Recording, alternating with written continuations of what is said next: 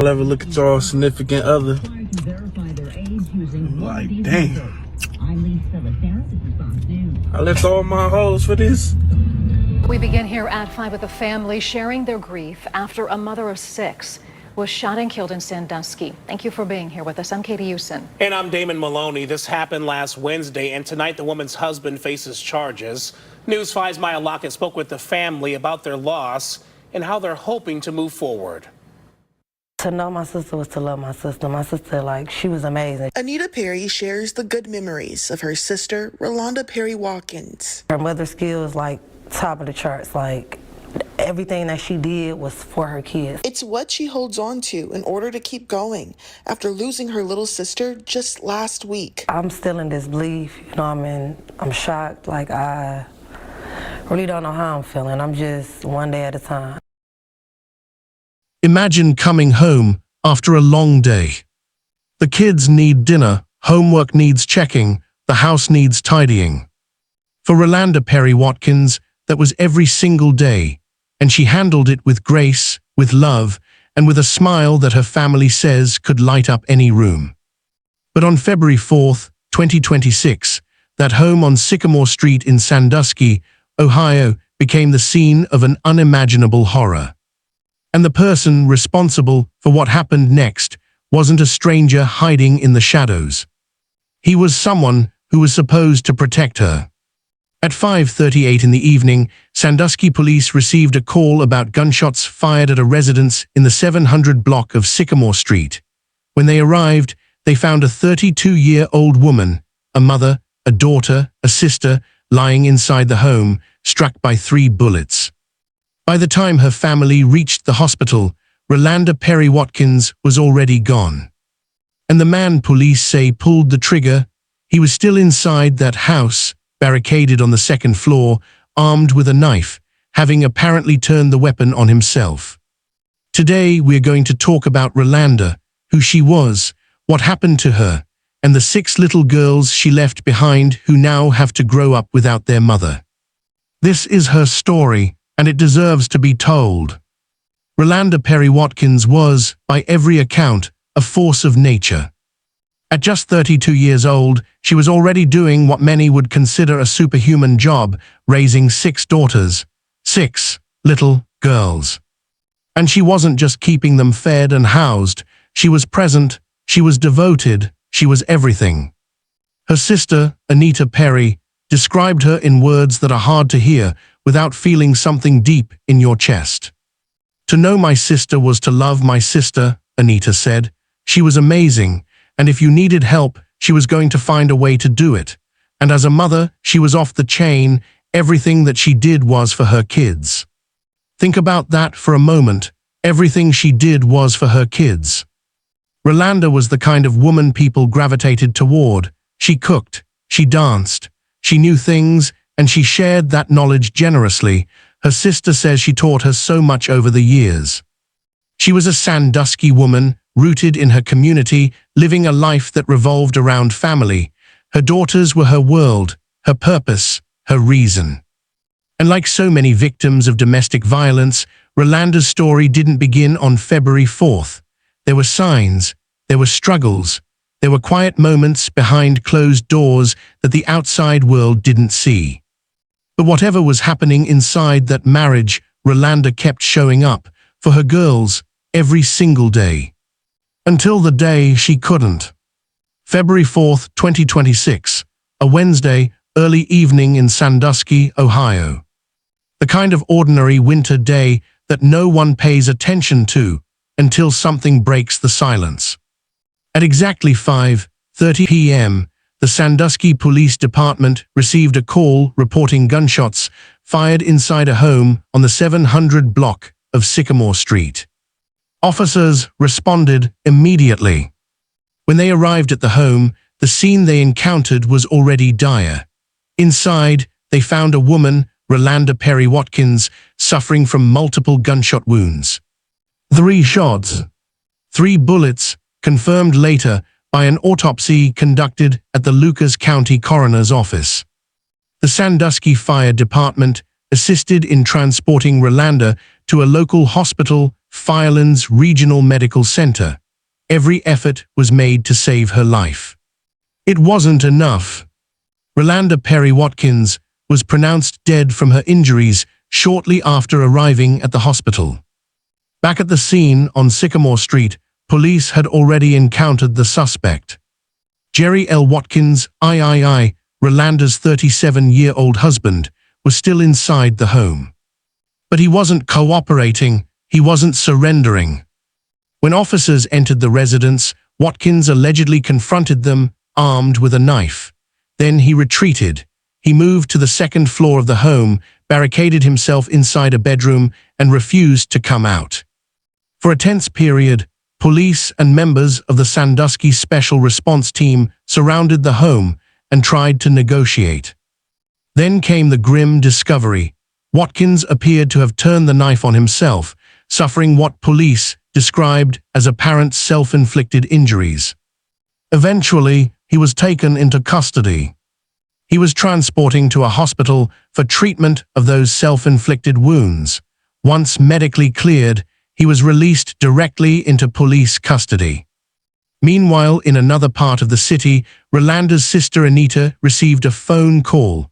It was from her niece, one of Rolanda's daughters, telling her what had happened. Anita rushed to Sandusky.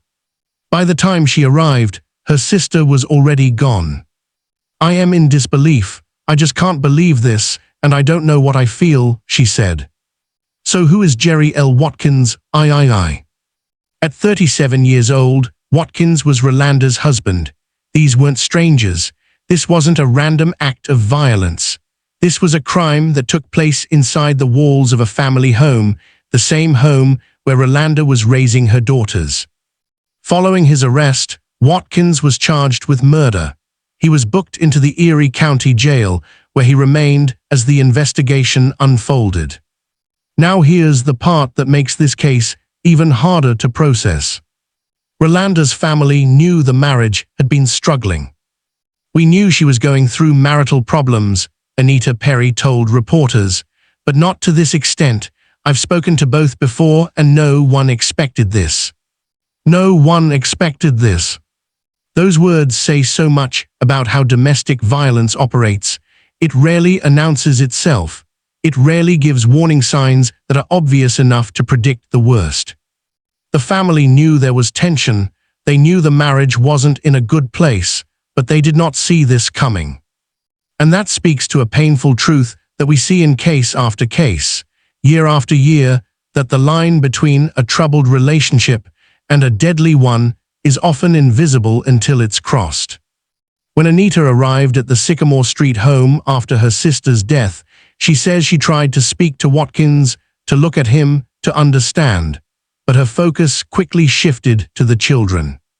"I tried speaking with him when I saw him at the house after the shooting, but my focus was gathering my nieces," she said.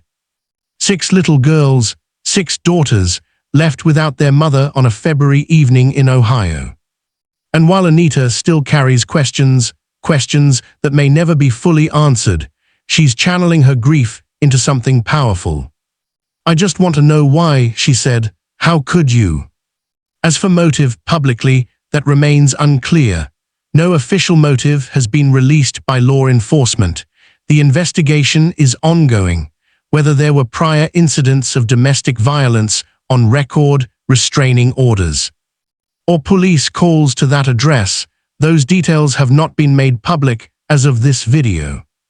What we do know is this: on the afternoon of February 4th, a woman was shot 3 times inside her own home by her own husband.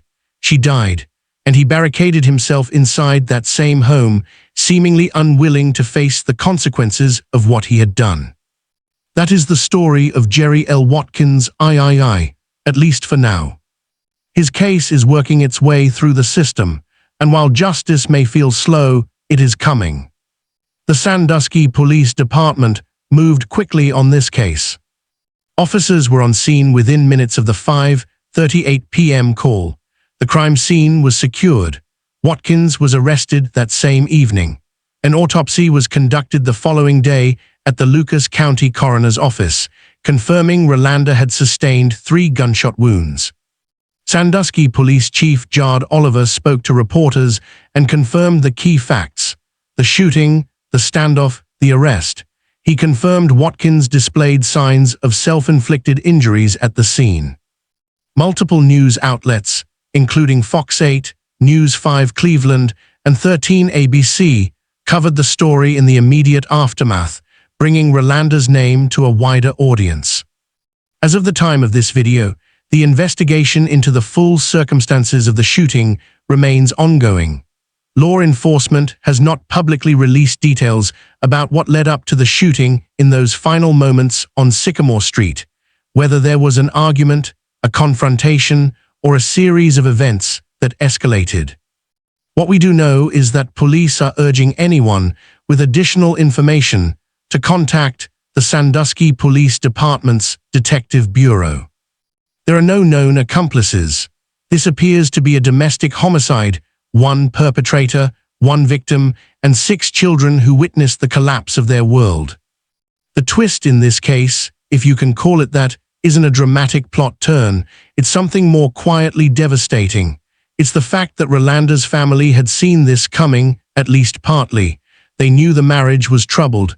They just didn't know how troubled.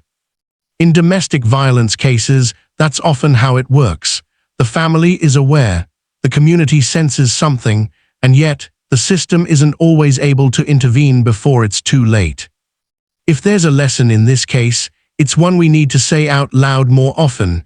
Marital problems can become deadly ones, and the people closest to a victim often need support to act, not just awareness that something is wrong. So where does this case stand right now?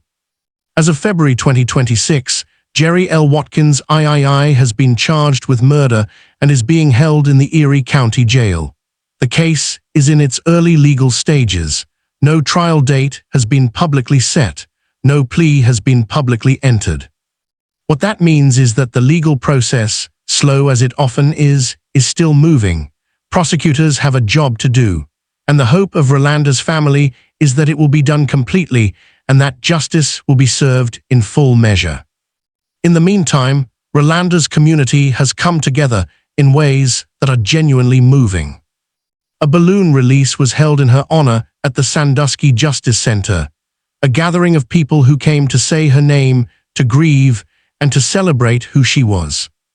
Her sister Anita, who has stepped up as the guardian of all 6 of Rolanda's daughters, launched a GoFundMe to help cover the cost of raising the girls. Because when a mother is taken, someone has to step into that gap.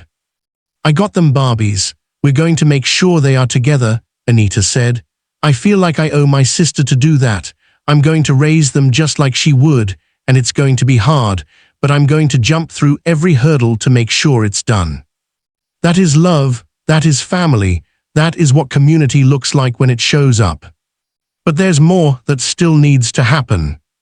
Rolanda's case needs to stay in the public eye. It needs attention.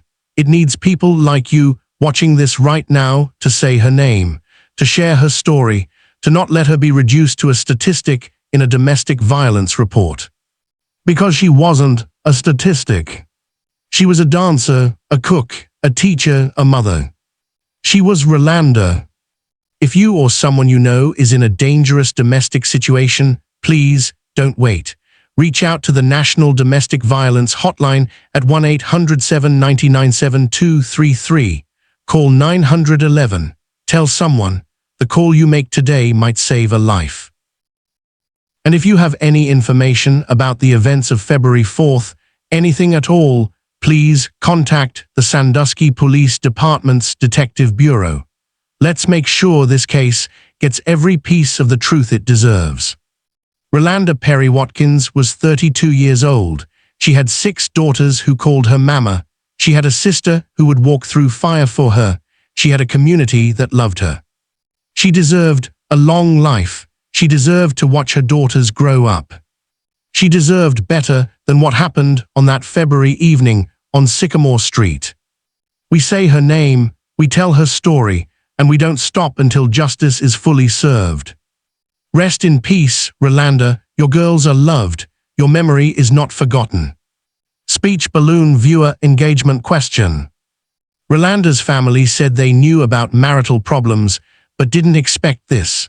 What do you think could be done to better protect women in dangerous domestic situations before it's too late? Drop your thoughts in the comments below.